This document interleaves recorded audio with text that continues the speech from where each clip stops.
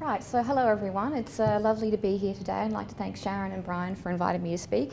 And it's lovely to have the opportunity to meet cancer patients. I think I'm the only speaker today who doesn't actually work directly with cancer patients. So after hearing Sarah's story, I'll be back in the lab on Monday morning, inspired and whipping the students into shape, and we'll try and get as much work done as we can. So what I'd like to tell you today is trying to give you a bit of basic background, a bit of information as to what we do in the lab to try and fight ovarian cancer. So I'll try and keep it light and get a few nice concepts along and hopefully show you how we are making a difference to ovarian cancer treatments. So I work in the Department of Histopathology at Trinity College, and I'm part of the DISCOVARY consortium. So DISCOVARY is led by my boss, Professor John O'Leary. We have over 50 members. Now we have cell biologists, oncologists, pathologists, gynecologists, and a term you might not know, bioinformaticians. Bioinformaticians are people who do a lot of data crunching. They spend their time with Excel and help us analyse our big data sets in relation to cancer biology. So we're at many universities across the country: Trinity College, University College Dublin, DCU, and Queen's University Belfast. We also have links to most of the major hospitals in the country. So the Coombe, James's, the Mater, Vincent's, Belfast City Hospital, hospitals in Galway, and University College Cork. So all these people, of course, have international collaborations which are very important. So we've got colleagues in the United States at the Dana-Farber Cancer Institute. I myself collaborate with both the MD Anderson Cancer Centre and Myriad Genetics. So just a bit of news from our department. Our department for many years has received funding from the E. Casey Foundation, and our 3 E. Casey Fellows have recently graduated from Trinity College. So I'd like to introduce to you Dr. Linda McAvoy, Dr. Brendan French, and Dr. Mairead Murphy, who've all completed PhDs on ovarian cancer biology. And thanks again to the E. Casey Foundation for making this work and their PhDs possible. So the major challenges in ovarian cancer. We've heard about some of this before. Early stage disease that has a good prognosis cannot be easily detected. And the other major problem is standard chemotherapy approaches such as paclitaxel and carboplatin. They often fail and patients develop recurrent drug resistance disease. So chemotherapy resistance and response is my area of expertise. That's what I'll be talking to you about today. So firstly, what is drug resistance exactly? You might have heard of this concept, but I'd like to try and actually explain what goes on in the body when this occurs. So when a cancer patient first presents to the clinic, what they have is what we call a chemotherapy-naive tumour. So they've never been exposed to a chemotherapy drug before. So what happens is they get given their first chemotherapy treatment, and generally speaking, you get a good response first up. The tumour shrinks and the cancer starts to go away. But what can happen is that some of the cancer cells can change as a result of being treated with that chemotherapy drug. And unfortunately, what can happen is that these changed cancer cells can win. They can be part of a drug-resistant tumour that then comes back. And what makes it very difficult is, depending on what mechanism of resistance this tumour has developed, treating with the same chemotherapy agent may not be effective.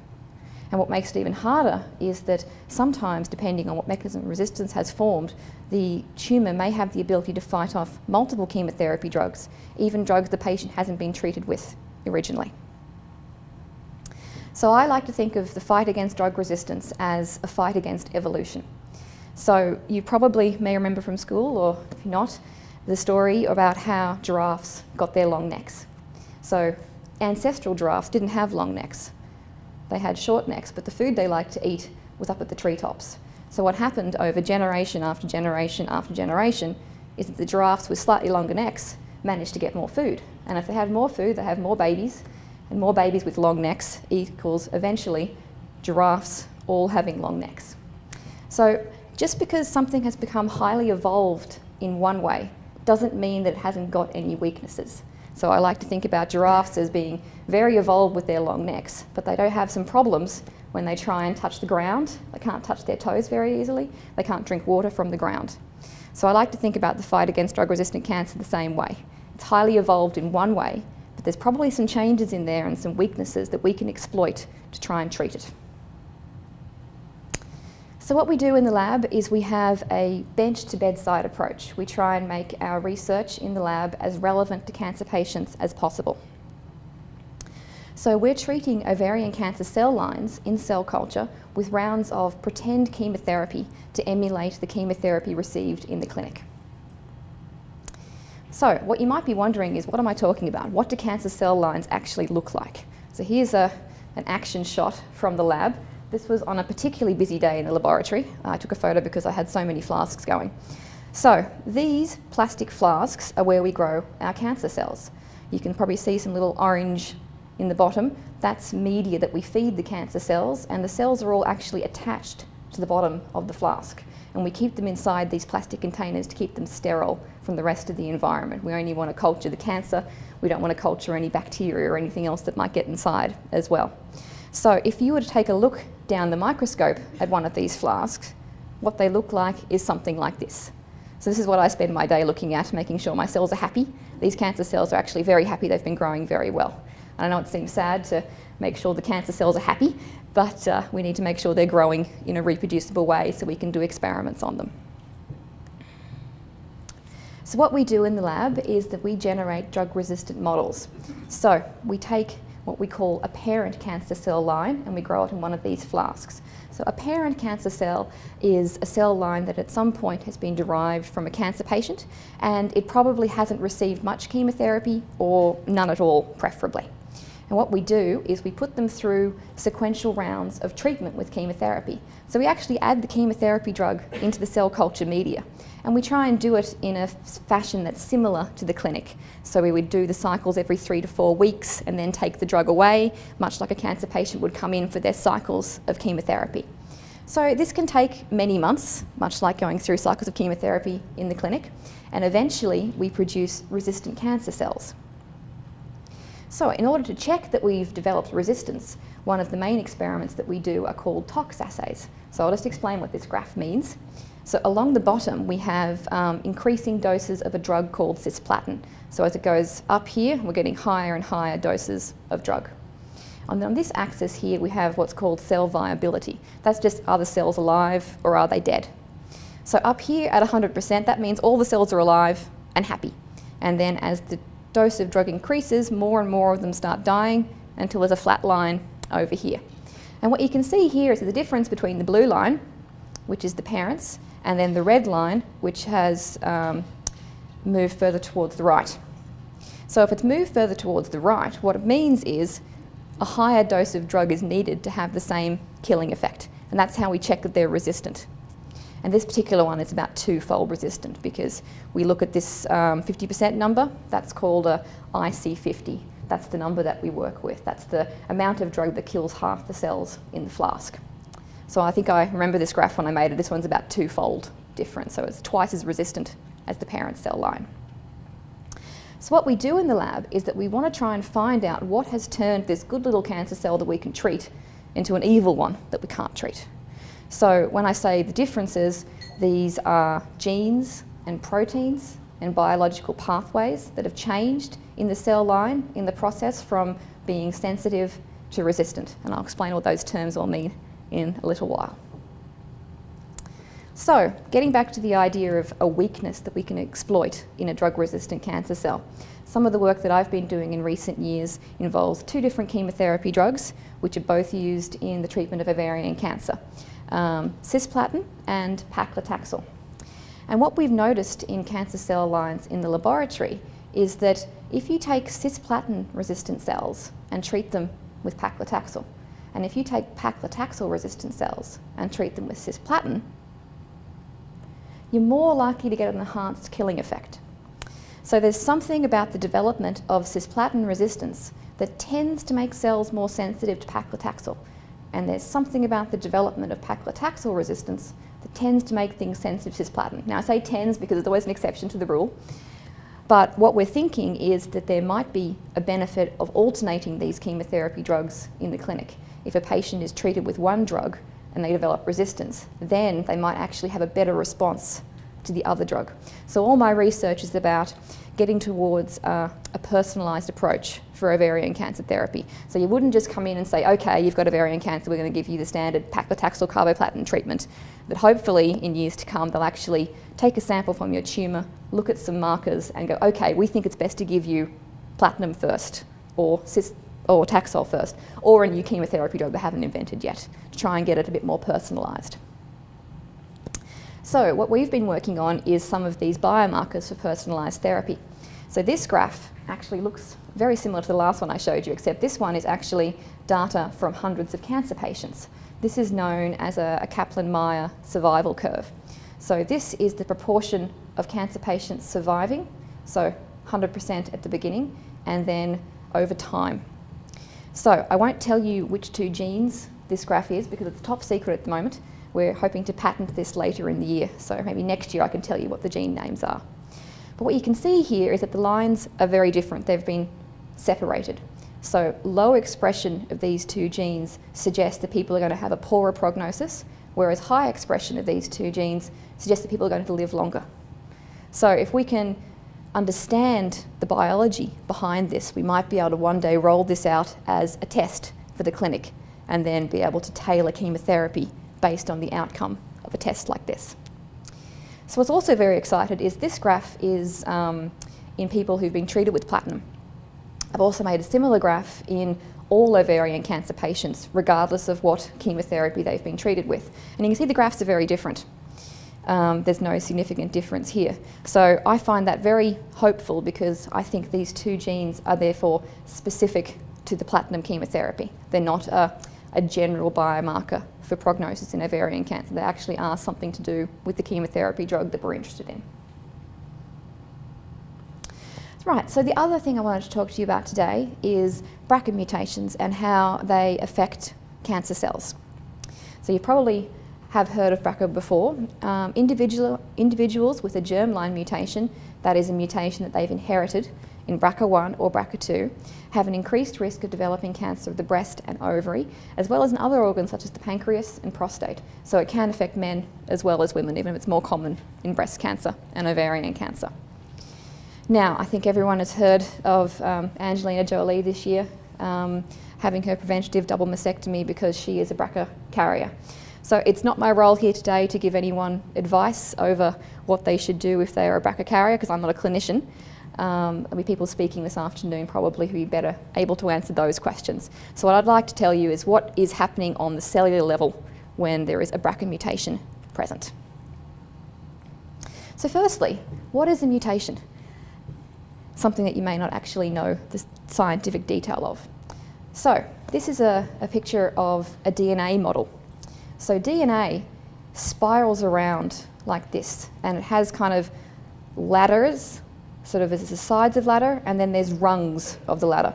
So the rungs of the ladder are called bases, and there's 4 of them. There's only 4 of them in all biological science. There's only 4 different bases of DNA, and they're called adenine, which binds to thymine, and cytosine, which binds to guanine.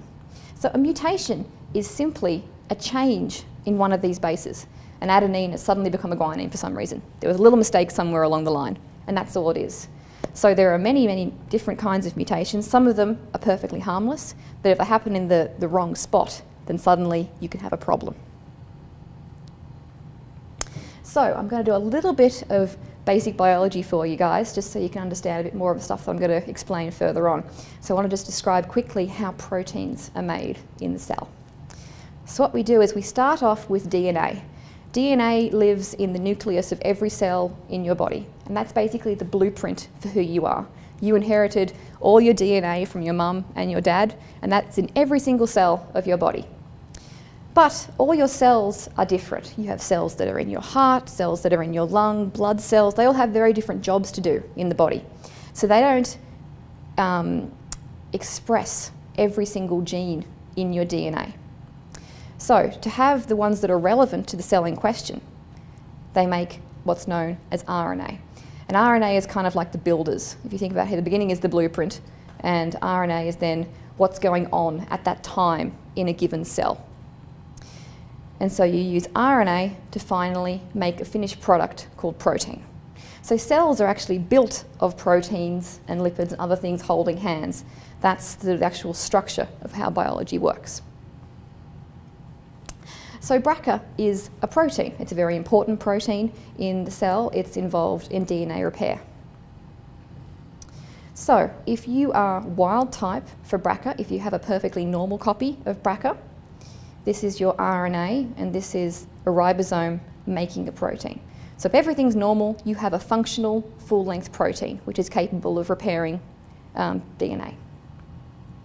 Now, I'm sure if we looked at the BRCA genes of everyone in this room, we'd probably find there's some variety out there. And variety isn't a bad thing. We're all going to have slightly different variations there. So what can happen is that you can have a change, and it's just called a polymorphism. These are the ones that are harmless. There's a change somewhere along the line, and A becomes a G, but the actual protein doesn't change as a result of it. But the scary ones are what's known as deleterious mutations. A base is changed in the wrong spot, and a signal is sent to make the protein stop growing. It's a truncated, non-functional protein. And that just means that, say, that like it's meant to have 400 amino acids, now it's only got 200. It's been cut in half, and now it can't do its job in the cell like it should do. So DNA in every cell of the body is constantly being damaged from external stimuli and then repaired. There's a lot of pathways in every cell in your body whose job is just to make sure that your DNA blueprint stays the same. You inherit that from your parents when you're one cell, and you grow up into this entire adult organism, and that DNA has to maintain perfect in every single cell. So it's a big job to make sure, you think about it as like a proofreading of every ATC in your body, and there are millions of them. So what causes DNA damage? Well, essentially living causes DNA damage. There are plenty of things that can damage DNA. Now, there are particularly ones that are bad in terms of what might give you an added damage to your DNA. Smoking, for instance, which we know increases our risk of lung cancer. Use of sunbeds and exposure to the sun might increase your risk of skin cancer because you're damaging more DNA than other people. So like I said, BRCA1 and BRCA2 is an important DNA repair protein. And so if you have a mutation in that, BRCA can't do its job as well as it can. So another important term when thinking about BRCA mutations is if it's heterozygous or homozygous. So I know it's kind of big and scary words, but you probably know what the beginning bits mean. If you think of what hetero means when terms of someone is heterosexual, it means there's a boy and a girl in a relationship. And if it's homosexual, then there's two boys or two girls. So hetero just means different, and homo just means the same. So here we have an example of a heterozygous BRCA mutation. So here we have two chromosomes, one that you inherited from your dad, this case in blue, and one that you inherited from your mum, in this case in pink. And we have a mutation here on the one that you inherited from your mum. And we call this a heterozygous mutation because there's one good one and one bad one. So if there's one good one, your cells are actually okay. You can produce functional BRCA from the one good copy of your gene, and your cell is happy out. It can do its job repairing DNA. But what can happen in cancer development is you can get a breakage in the other copy, the one that was intact previously. And this is what's happening between your germline and inside the cancer tumour. There's been a breakage of that second one. And that's why people with BRCA mutations have an increased risk of getting cancer, because they only have one breakage before there's a possible problem in that cell. Whereas if you don't, you'd have to get two of these breakages to occur spontaneously. So your risk would be lower in that regard. So if you have two broken copies, it's called homozygous, and then you have a non-functional BRCA1. The protein gets truncated, gets broken in half, it can't do its job properly anymore. So despite the negative outlook of BRCA, there actually is some hope in terms of targeted chemotherapy for these kinds of mutations. So targeted chemotherapy aims to do more damage to cancer cells than normal cells. So some of the older chemotherapy drugs that I've spoken about, cisplatin and paclitaxel, when they're given to you, they do damage pretty much everywhere in your body. Any cell that is replicating fast will experience damage as a result of treatment with cisplatin or paclitaxel. So BRCA mutated cancer is a suitable target, as the rest of the body is BRCA wild type, because your germline has that good copy that you inherited from one parent and a bad copy. All your cells are fine, they have the BRCA, but your cancer is special. It has the double whammy of the two of them being broken. So BRCA mutated cells have diminished DNA repair, and there's a new class of chemotherapy agents called PARP inhibitors, and they attack a second DNA pathway. And this has sort of a double whammy effect, if you like. The cancer cells already have one pathway that's broken, and now with the use of a drug, we're going to try and attack a second pathway. So what this means is that if you have a chemotherapy drug, olaparib, and you treat a wild type cell versus a mutant cell, you should have an enhanced killing effect in the mutant cell. And the idea behind targeted chemotherapy is that it should technically be less toxic as well, because the rest of the cells in your body shouldn't suffer as much from that drug. But the cancer cells should be able to go, okay, this is really bad for us. Hopefully we'll have an enhanced killing effect. So this is the last slide I'm going to show you from the laboratory, where we've been studying olaparib resistance in a large panel of ovarian cancer cell lines. So just ignore this big alphabet soup down the bottom. Those are just the names of all our different cancer cell lines that we're studying in the lab. So what this graph is the amount of resistance to olaparib. Remember the IC50s I was telling you about before? That's the amount of drug that kills half the cells in the experiment. So down here what we have done is we've arranged all these cell lines in increasing order of resistance. Now the ones in blue, they're all wild type. The one in red is a Bracha mutant, and the ones in green are another special type. They're called Bracha methylated. Methylation is another process that can impair the ability of Bracha to do its job. So what we've found is that cells that are either mutated or methylated, on average, seem to be more sensitive to olaparib, and that makes sense. That's what should happen if they've got defective DNA repair, and then we treat them with a drug that helps attack a second DNA pathway. But what's really interesting about this work that we've done in the lab is that we weren't entirely sure if we treated these blue wild type cells with PARP inhibitors whether they die at all. We weren't sure if there'd be any other kind of toxic response. So what that means is that if you pretend that each one of these bars is a cancer patient, it means there's a wide spectrum of activity of these drugs. Some people are more resistant to it, and some people are actually quite sensitive to it, even if they haven't got a BRCA mutation or a methylation. So hopefully we're going to try and figure out what makes these cell lines down here more sensitive to these drugs. So if we can figure that out, we might have a new test for the clinic as to which patients might respond really well to PARP inhibitors, even if they haven't got a BRCA mutation. So that's me for the day. So hopefully what I've shown you is that drug-resistant cancer does have its weaknesses, and we're doing the best we can to learn how to exploit these weaknesses. Women with BRCA mutations have an increased risk of developing ovarian cancer, but we do have more ways to treat them now.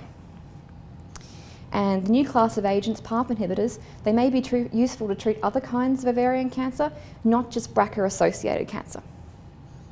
So I'd just like to acknowledge the nice people at the Irish Cancer Society who pay my salary, and our research has also been funded by the HRB, Marie Curie Fellowships, and the Emma Casey Foundation. I'd like to thank all my students in the lab, collaborators at RCSI, DCU, and at Trinity College. Thanks very much.